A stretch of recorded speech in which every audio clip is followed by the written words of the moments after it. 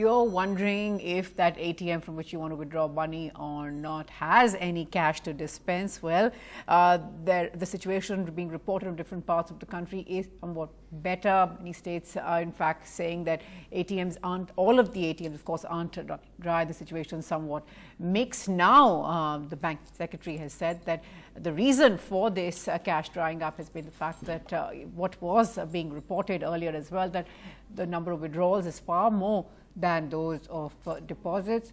That's what the finance ministry has said. Total withdrawals, they're talking about on just over 29,000 crores. The deposits being around 23,000 crores, actually a bit more than 23,500 crores. They've also given us a state-wise breakup. Oni Thom's now joining us for more on this.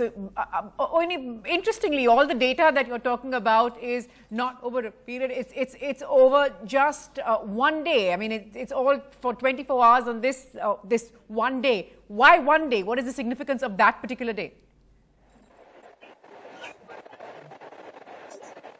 Well, what has actually happened, Natasha, is that though the government was reviewing the entire situation of cash shortage, they have actually started collecting all the data starting 6th of April.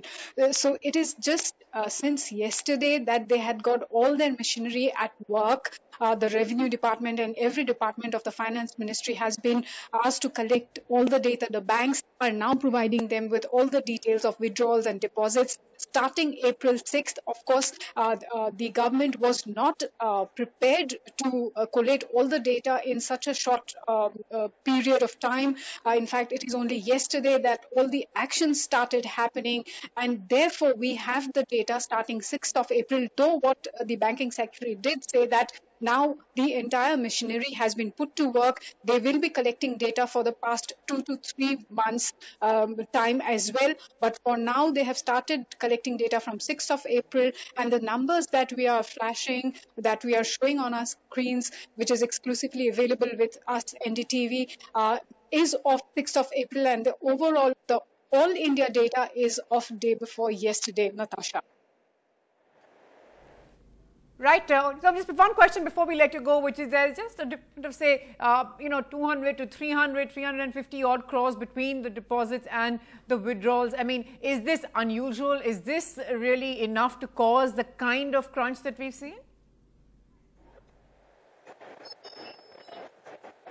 Yes, absolutely, Natasha. According to the finance ministry officials here in the banking division, they are saying that usually the difference is of about 20% or so between deposits and withdrawals. But this time round, at least in 5 to 6 states, what their preliminary data has shown is that it has been more than 100% the difference between withdrawals and deposits, which is really extremely absurd and unusual, which is why, like we have already reported yesterday as well, the income tax department and now the whole of revenue department has been asked to look into this huge demand, particularly the demand for 2,000 rupee notes as well, Natasha.